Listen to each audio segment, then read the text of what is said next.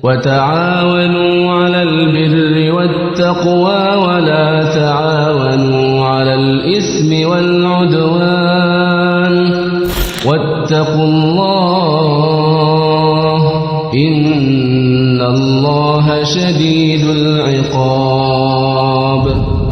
Apakah dengan orang yang mengikuti Quran Sunnah ini disebut dengan Wahabi? Apa Wahabi itu? Mesti ditanya kepada orang yang nanya ini, apa Wahabi itu? Jadi Wahabi itu digelarkan atau disematkan kepada orang-orang yang berpegang teguh pada Quran dan Sunnah. Mereka sebutkan dengan istilah Wahabi. Sebenarnya nggak pas kalau dikatakan mereka maunya tajdid, yang tokoh yang membawa pertama kali. Artinya memperbaiki kerusakan agama ini terjadi pada setiap abad.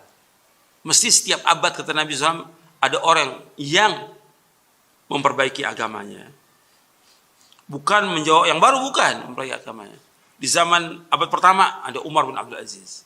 Di abad kedua banyak, ada Imam Syafi'i, ada Imam Ahmad, ada yang lainnya, ada Bukhari dan segala macam. Di abad ketiga ada lagi yang lain. Abad keempat ada. Abad kelima, keenam Syekhul Islam Taimiyah. Abad kedua ada. Abad ke-12 yaitu Muhammad bin Abdul Wahhab. Itu tajdid. Pokoknya setiap 100 tahun itu ada orang-orang yang memperbaiki agama. Setiap 100 tahun. Itu sesuai dengan hadis Nabi SAW. Bahwa setiap 100 tahun itu ada orang-orang yang memperbaiki agama. Setiap 100 tahun. Ini mereka berusaha memperbaiki agama. Kan tadi sebutkan bahwa Ahlus Sunnah itu yuslihuna inda fasadin nas. Mereka memperbaiki apa yang dirusak oleh manusia. Jadi mesti ada tajdid. Tajdid ini artinya pembaruan. Orang-orang yang memperbaiki agama ini mesti ada, nggak mungkin enggak. Untuk melihat hadisnya di halaman 12. Halaman 12.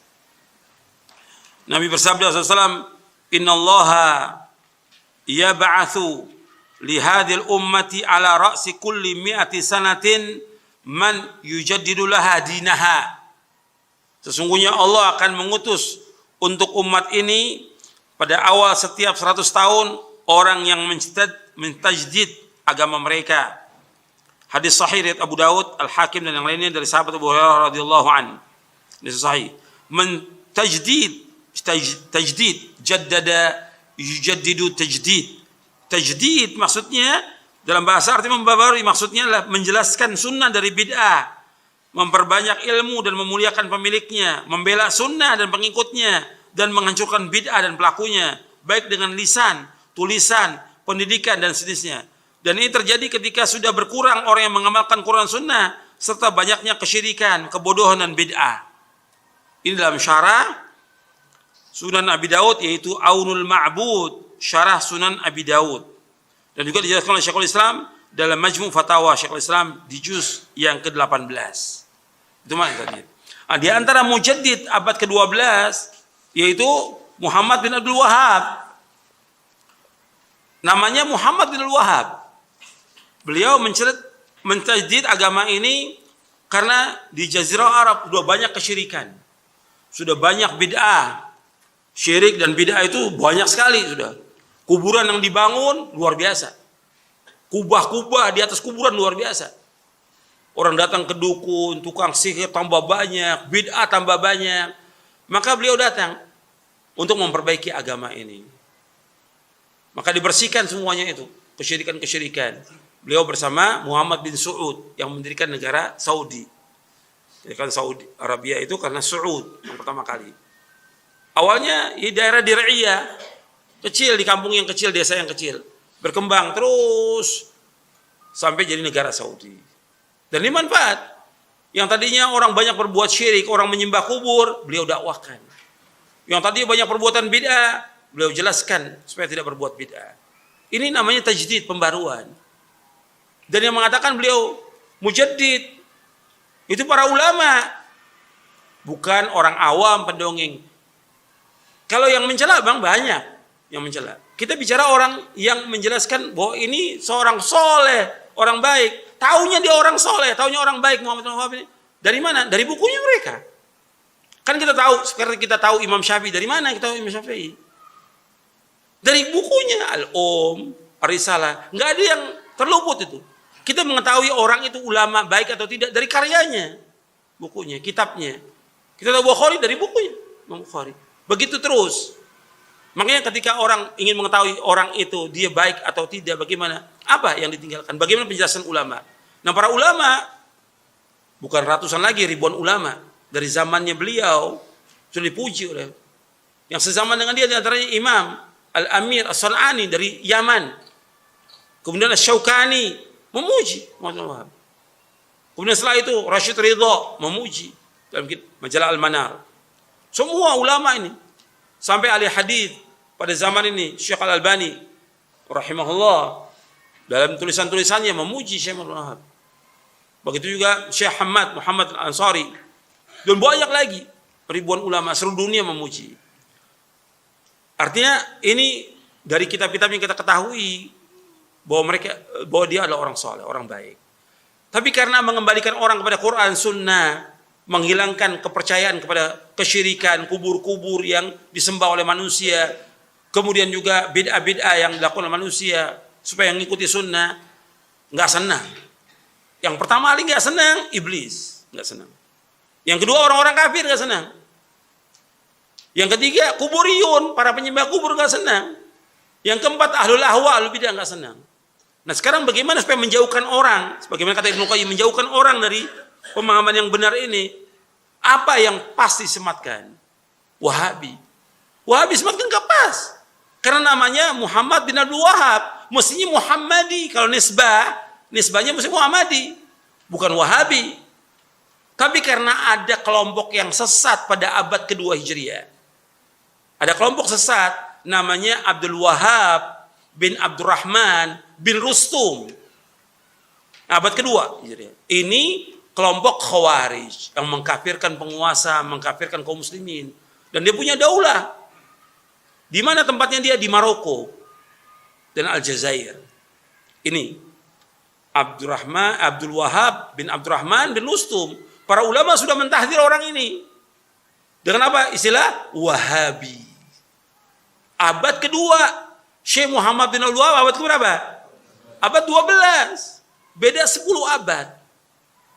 Nah ini pasti disematkan ini. Untuk menjauhkan manusia. Disebutkan Wahabi. Muslim Muhammadi. Nggak pas dengan katakan Wahabi. Jadi Wahabi itu pas untuk yang tadi betul. Yaitu Abdul Wahab bin Abdurrahman bin Rustum. Ibadi. Ibadi itu satu firqah sekte dari Khawarij. Ibadiyah. Abad kedua. Disesatkan oleh para ulama.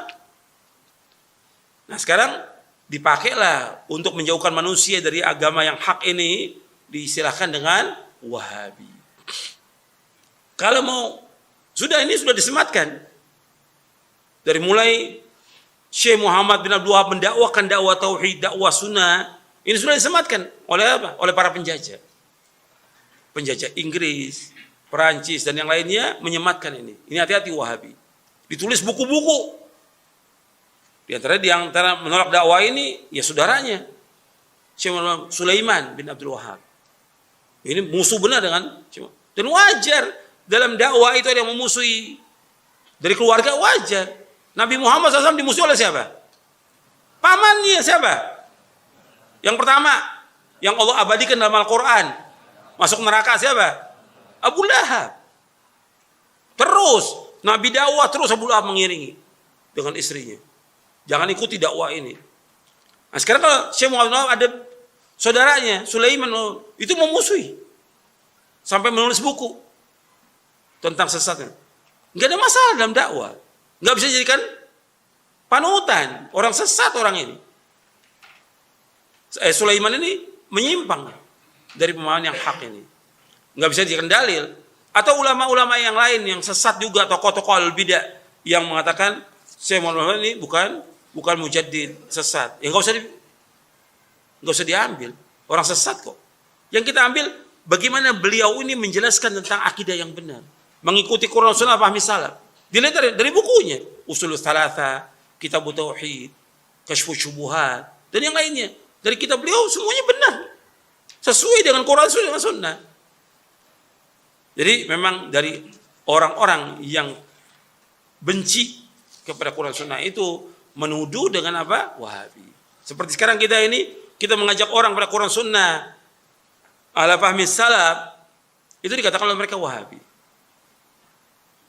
Dikatakan sesat. Ini kan tuduhan, nggak ada bukti, nggak ada hujjah. Yang kita bawa dalil dari Quran Sunnah. Karena mereka nggak punya hujjah. Kalau kita lihat, kita berusaha mengembalikan orang kepada kebenaran. Sampai Soekarno aja di dalam bukunya di bawah bendera revolusi mengatakan bahwa yang dikatakan Wahabisme itu adalah punya jasa yang besar dalam mengembalikan manusia kepada keaslian dan kemurnian Quran dan Sunnah, menjauhkan semua kesyirikan, menjauhkan semua bid'ah dan menjauhkan semua takhayul. Itu dalam kitabnya. Beliau menyatakan bahwa Wahabi punya jasa yang besar terhadap agama ini, mengembalikan manusia kepada kemurnian agama ini, Quran dan Sunnah. Nah, kemudian kita dituduh dengan apa? Dengan Wahabi. Ya, ini nggak benar yang nuduhnya. Gitu. Tuduhan ini apa? Untuk menjauhkan manusia dari Quran dan Sunnah.